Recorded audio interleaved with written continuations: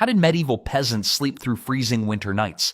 No soft beds, no steady warmth, just cold seeping in from every wall and crack. Yet somehow they made it through. It wasn't easy and it wasn't pretty, but it worked. Let's take a look at how they got through the worst of it. When you climb into your soft, comfy bed tonight with its fluffy pillows and clean sheets, spare a thought for medieval peasants who would have seen your sleeping setup as pure luxury fit for royalty. Their beds barely deserved the name. Medieval peasant beds were usually nothing more than piles of straw or hay scattered across dirt or stone floors. If you think waking up with a crick in your neck is bad, try waking up with half a haystack poking into your back. Comfort wasn't exactly a medieval priority when survival through winter was the main concern. Some slightly better off families might have stuffed their straw into rough fabric sacks if they had extra cloth to spare. This was the medieval equivalent of upgrading from economy to premium economy. Still uncomfortable, but at least the straw stayed in one place overnight. Most people weren't so lucky. The straw used for bedding wasn't fresh and clean either. Winter meant resources were scarce, so peasants reused the same bedding materials for months on end. By midwinter, these mattresses were damp, dirty, and home to countless bugs and parasites. Nothing says sweet dreams quite like sharing your bed with fleas that outnumber the village population. Few peasants in medieval Europe had what we'd recognize as actual bed frames. While some homes featured raised wooden platforms to keep sleepers off the freezing ground, most people simply slept directly on the floor. This arrangement did have one advantage. You couldn't fall out of bed if you were already on the ground. The quality of bedding straw varied wildly depending on what was available. In many cases, especially during harsh winters, peasants couldn't be picky. Straw mixed with animal droppings, mold, or other unpleasant additions was common. Medieval parents didn't tell their children not to eat in bed. They had to tell them not to eat the bed.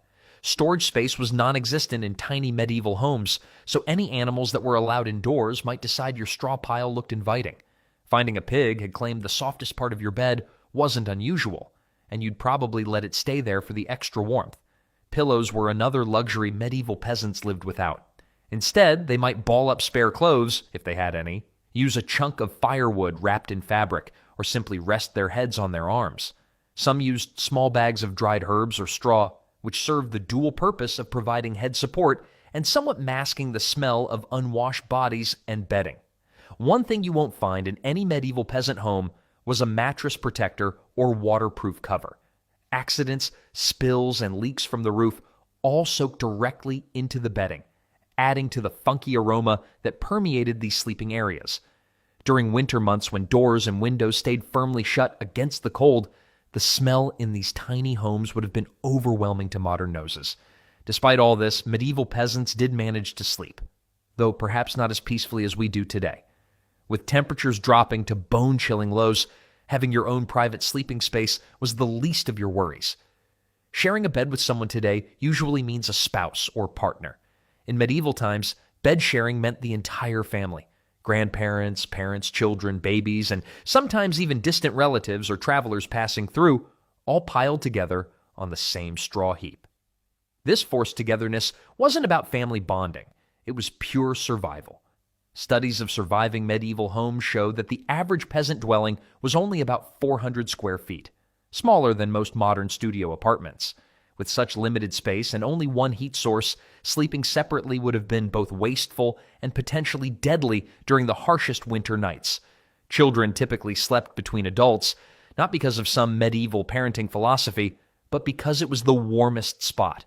The middle position offered protection from drafts and benefited from body heat on both sides. Kids who complained about being stuck in the middle would quickly change their tune when they realized the alternative was freezing near the door. The concept of personal space simply didn't exist in winter. Everyone learned to tolerate each other's tossing, turning, and other nighttime habits. Kicking, snoring, talking in sleep, or hogging the limited cover materials, all were endured without complaint. If someone had bad breath or gas, too bad.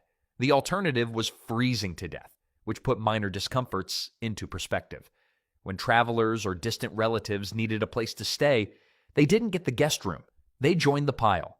Medieval hospitality meant making space in the communal sleeping area, not preparing a private chamber. Nothing broke the ice with strangers faster than literally sharing body heat through a freezing night. A few months ago, I had no idea what a health ring even was until my fiancée got me one, and I have to say, I'm shocked this isn't a widely known and used product. It tracks my stress levels, and what I found out is that some supplements made my stress score spike, while others actually helped bring it down. I adjusted a few things based on that, and honestly, I feel 10 years younger. My wife mainly uses it to track her menstrual cycles, and she is obsessed with her sleep quality score. I noticed they are currently running a limited 69% discount, but I don't know how long it will last. It's currently only $60, and it's clear. This one is the best bang for your buck, with other health rings priced around $350 with less functions. They managed to price it this low because they cut out the middleman like Amazon, Walmart, etc., who drive up the price and take a big margin, ending up with the customer paying 3 to 5 times more. If you are on TV, you can check it out yourself by pausing the video and scanning the QR code with your phone camera or clicking the first link in the description of this video. Medieval writings mention that some families slept sitting up, leaning against walls or each other when floor space was too limited for everyone to lie down. This practice was particularly common in regions with the harshest winters where homes were built smaller to conserve heat. In parts of Northern Europe, researchers have found evidence of sleeping shelves built into walls, essentially bunk beds without the luxury of individual mattresses. Nighttime sounds in a medieval peasant home were a symphony of humanity: coughing, snoring, mumbling, and the occasional complaint when someone else's elbow found your ribs. For medieval peasants, these sounds provided comfort rather than annoyance. Silence meant solitude, and solitude in winter could be fatal. The practical benefits of this arrangement were undeniable. A single adult body generates roughly the same heat as a 100-watt light bulb. Multiply that by 6 or 7 family members, and suddenly that drafty cottage becomes several degrees warmer just from body heat. In the coldest regions, this difference could mean survival. Privacy, as we understand it today, was completely foreign to medieval peasants. Everyone knew everyone else's sleep habits, bodily functions, and personal quirks. Children grew up watching adults sleep and understanding what normal sleep looked like long before they became adults themselves. Teenagers didn't get to slam doors and demand privacy. The only door was the front door, and slamming it meant letting in an Arctic blast that would earn you the silent treatment from the entire shivering family. And when the bitter cold truly sets in, they need more than just body heat to make it through until dawn. Medieval peasants didn't change clothes at night. They wore what they had all the time. The concept of pajamas or nightclothes simply didn't exist in their world. When you owned only 1 or 2 outfits total, those clothes served every purpose from working in the fields to sleeping through freezing nights. Wool was the most prized fabric for winter wear because it retained heat even when damp. This property was crucial in unheated homes where moisture from breathing, cooking, and leaky roofs made everything slightly wet during winter months. A good wool tunic might be passed down through several generations, growing more patched but never discarded until it literally fell apart. Most peasants layered whatever garments they owned rather than relying on a single heavy piece. The medieval fashion rule wasn't about not wearing white after Labor Day. It was about wearing absolutely everything you owned from November through March. Hats were particularly important for nighttime warmth. While we lose only about 10% of body heat through our heads, not the 50% often claimed, covering your head still makes a significant difference when trying to stay warm. Medieval sleeping caps were common, often made from scraps of wool left over from larger projects. Foot coverings posed a particular challenge. Shoes were expensive and saved for outdoor use when possible. Many peasants wrapped their feet in rags at night instead. Those who did own socks rarely changed them and wore them until they were more whole than fabric. Darning was an essential skill, and well-darned socks became a patchwork of repairs. Blankets, as we know them, were luxury items few peasants could afford. Most families shared whatever coverings they had, which might include animal hides, worn-out cloaks, or rough wool pieces too damaged to wear but still useful as covers. If you hogged the blanket in a medieval home, you weren't just being rude, you were potentially putting your relatives in danger. The practice of wearing multiple layers continued even during sleep because removing clothes meant losing that trapped layer of warm air next to the skin. Medieval people also knew that removing clothes at night meant having to put on ice-cold garments in the morning, a truly miserable start to the day. For the poorest families, old grain sacks, straw mats, or even piles of dry leaves might supplement clothing as covering material. Anything that added a layer between the body and the cold air was put to use. While medieval peasants may have lacked fancy sleepwear, they excelled at practical solutions to stay warm through long winter nights. Yet, on the coldest nights, when frost formed on interior walls and breath turned to visible clouds, even these measures weren't enough. The hearth fire was the only source of heat in most medieval homes, and keeping it burning through freezing winter nights wasn't just about comfort, it was about survival. Unlike modern heating systems that work automatically while we sleep, medieval fires demand constant attention. Each night before bed, peasant families covered their fire embers with ash, a clever technique that limited oxygen flow and kept the coal smoldering until morning without wasting precious fuel. This practice, called banking the fire, required careful skill. Medieval children didn't worry about monsters under the bed. They worried about waking up to find the fire had died overnight. Letting the fire go out completely was a serious problem. Without matches or lighters, starting a new fire from scratch meant using flint and steel to create sparks, a difficult task even in ideal conditions, let alone with cold, stiff fingers in a freezing home. Many villages had fire-borrowing customs where neighbors could request live embers from each other, but this meant someone trudging through snow and hoping their neighbor's fire had survived. In many households, the job of tending the night fire rotated among family members.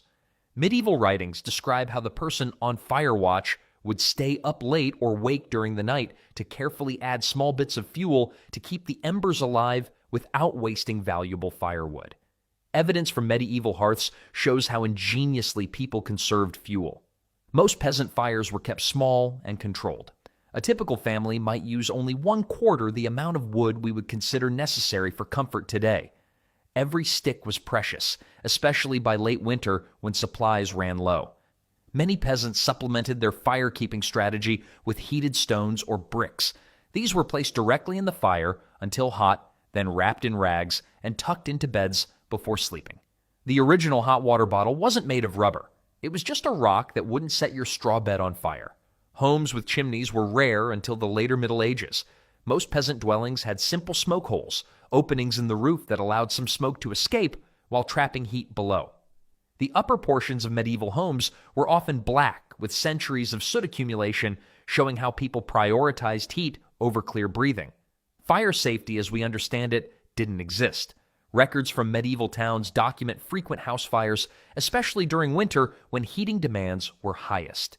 Yet despite these dangers, having a fire was non-negotiable in regions where winter temperatures regularly dropped below freezing. For all its challenges, the hearth fire provided more than just heat.